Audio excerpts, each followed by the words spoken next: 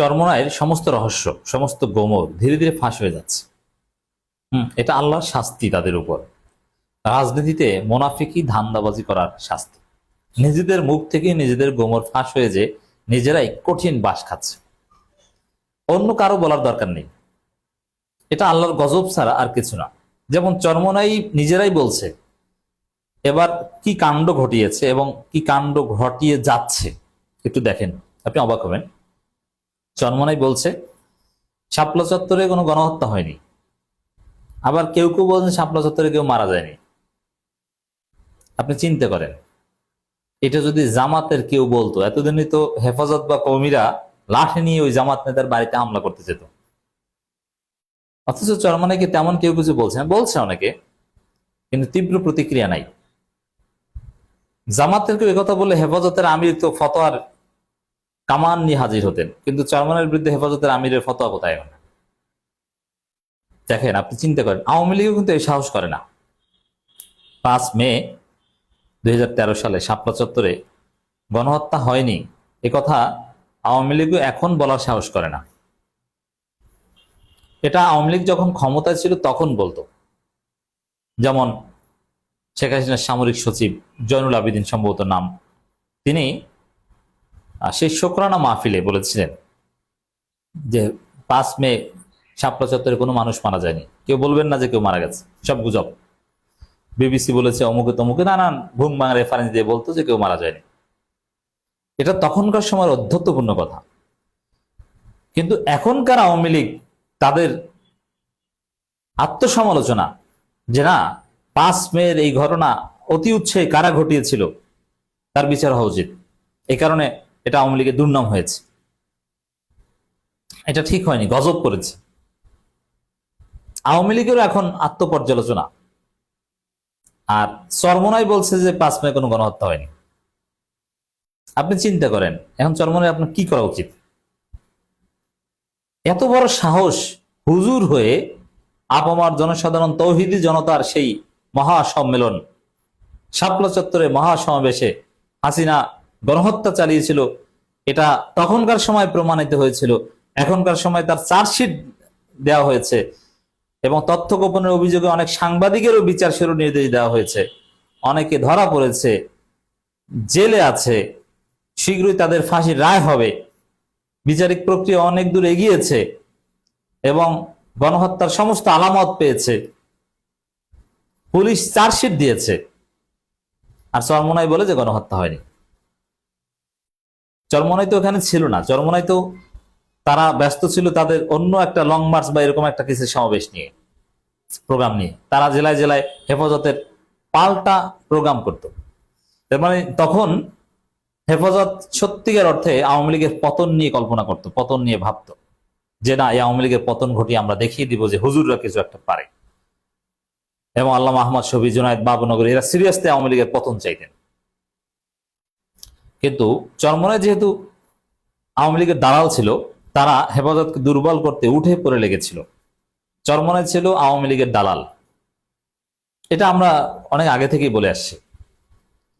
এ কারণে তারা আলাদা এই সম্মেলন করত, আবার লং মার্চের আয়োজন করতো, নানান কিছু করতো। ওটা সব ডিপ স্টেটের বা গোয়েন্দা সংস্থার পরামর্শ করতো, ডিজিএফআই প্ল্যানে চরমোনাই কাজ করত। এবং চরমোনাই সবসময় হেফাজতের সেই প্রোগ্রাম থেকে ডিমোটিভেট করতো। এটা তৎকালীন হেফাজত নেতৃবৃন্দ বুঝতে পেরেছিল, যার ফলে লালবাগ মাদ্রাসা থেকে শুরু করে বিভিন্ন জায়গায় হেফাজতের অনেক প্রোগ্রামে, অনেক খাস প্রোগ্রামে চরমোনাই পন্থীদের ঢুকতেই দিত না। এরকম ঘটনা লালবাগ জামে আরাবিয়ায় বেশ কয়েকবার এই ঘটনা ঘটেছে, মুফতি আমিনের মাদ্রাসায়, আমরা জানি। তো দর্শক, এখন আল্লাহ রাব্বুল আলামিন তাদের যে এই শত বেঈমানি, তারপর তাদের মুখ থেকে বের করে দিচ্ছে। তারা বলছে যে 5 মে শাপলা চত্বরে কোনো গণহত্যা করেনি। এবার বুঝুন যে এরা কারা, এদের রহস্য কি, এদের রুট কি, এরা কি চায়। এবং শুধু এই বিষয় না, সামগ্রিক বিষয়ে যতদিন আওয়ামী লীগ ছিল, দিন শেষে ঘুরিয়ে ফিরে তারা আওয়ামী এস্টাবলিশমেন্টের বাইরে যেত না। এমনিতে লোক দেখানো আওয়ামী বিরোধিতা করতো, কিন্তু চূড়ান্ত ভাবে আওয়ামী লীগের পতন প্রশ্ন আসলে তখন তারা জামাতের বিরুদ্ধে ফতোয়া নিয়ে হাজির হতো। কারণ এটা আওয়ামী লীগের একটা পদ্ধতি ছিল যে যখনই আওয়ামী লীগের বিরুদ্ধে জনমত তীব্র হতো বা হুজুররা ক্ষিপ্ত হতো, তখন মওদুদিবাদ এইসব বিষয় টিষয় নিয়ে এই হাফিজুর রহমান সিদ্দিক, কুয়াকাটা হুজুর এদের মাধ্যমে এগুলো বলিয়ে ইস্যু ধামাচাপা দিত। এই জন্য আপনারা দেখেছেন যে এই শায়েখে চরমনাই এদের সাথে স্বরাষ্ট্রমন্ত্রী আসাদুজ্জামান তৎকালীন এদের কি ভালো সম্পর্ক ছিল, এবং হাফিজুর রহমান সিদ্দিকীর মুরিদ ছিল, এটা স্পষ্ট বলতো যে না আমি তো এই কুয়াকাটা হুজুরের মুরিদ। কি সম্পর্ক? সেটা এই মোনাফিকই জাতি ভুলে গিয়েছিল প্রায়। জুলাই বিপ্লবের ফলে চরমনাইয়ের এগুলো অনেকটা ধামাচাপা পড়ে গিয়েছিল, কিন্তু চরমনাই সেকেন্ড টাইম আবার মোনাফিকি করেছে, বিএনপির সাথে তলে তলে আতাত করে ইসলামপন্থীদের বৃহত্তর জোট ভেঙে দিয়েছে। এই জন্য আল্লাহ রাব্বুল আলামিন মনে হয় তাদের মুখ থেকে তাদের এই মুনাফিকি, তাদের এই ধান্দাবাজি, তাদের এই গোমর ফাঁস করে দিয়েছেন। চরমনাই নেতা খালেদ সাইফুল্লাহ চরমনাইয়ের মধ্যে সবচেয়ে জনপ্রিয় নেতাদের মধ্যে একজন, এই খালেদ সাইফুল্লাহ, এবং প্রবীণ নেতা, তিনি চেয়ারম্যান ছিলেন এবং মোটামুটি জনপ্রিয়, যদিও সংসদ নির্বাচনে তার জামায়াত রক্ষা হয়নি। আর চরমনাইয়ের একজন যে এমপি হয়েছে ওটা দেওয়া হয়েছে তাদেরকে, ওটা ইউনূসের যে ইলেকশন ইঞ্জিনিয়ারিং ম্যানিপুলেশন তার মাধ্যমে দেওয়া হয়েছে যে সবাইকে একটু ভাগবাটোরা দিবে। চরমনাই যেহেতু রিলেভেন্স ছিল তাদেরকে দিয়েছে। আবার বিএনপির রেকমেন্ডেশন ওটা পেয়েছে, যে বিএনপি দালালি করেছে, বিএনপির কথা মতো জামাতের সাথে জোট ত্যাগ করেছে, জোটটা ভেঙে দিয়েছে। যদিও জোট ভাঙতে পারেনি, তারা নিজেরা ছিটকে পড়েছে। তার ফল হিসেবে একটা দিয়েছে, নইলে চরমনাই একটা আসন পাওয়ার কোনো যুক্তি নেই। বাংলাদেশের কোথাও চরমনাইয়ের এমন কোনো ভোট নাই যে তারা একটা আসনে এমপি হয়ে আসবে বিএনপি এবং জামাতকে পরাজিত করে, ওটা তাদেরকে দেওয়া হয়েছে। বরং যিনি চরমনাইয়ের এমপি হয়েছেন তার চাইতে এই খালেদ সাইফুল্লাহর ভোট বেশি, তার জনপ্রিয়তা বেশি, কিন্তু ওইটাও ভাগ বটরে তারা পেয়েছে। এই খালেদ সাইফুল্লাহ তিনি অত্যন্ত গুরুত্বপূর্ণ নেতা, তিনি চরমনাইয়ের প্রতিনিধিত্ব করেন।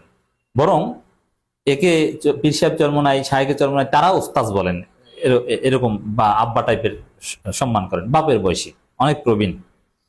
তিনি বলছেন যে শাপলা চত্বরে কোনো গণহত্যা হয়নি, এবং চরমনাইয়ের লোকজন এটাকে আবার ডিফেন্ড করছে, এবং কেন্দ্রীয় নেতারা, প্রচার সম্পাদকরা এটা ডিফেন্ড করছে যে না না এটা আলেমদের হয়তো বা গণহত্যা নিয়ে একটু বোঝাপড়ার একটু ভিন্ন মত থাকতে পারে, নানান ভাবে ইনিয়ে বিনিয়ে এটাকে ডিফেন্ড করার চেষ্টা করছে। যতই ডিফেন্ড করার চেষ্টা করুক কোনো লাভ নেই। ঘটনা এইটাই যে চরমনাই মনে করে যে শাপলা চত্বরে কোনো গণহত্যা হয়।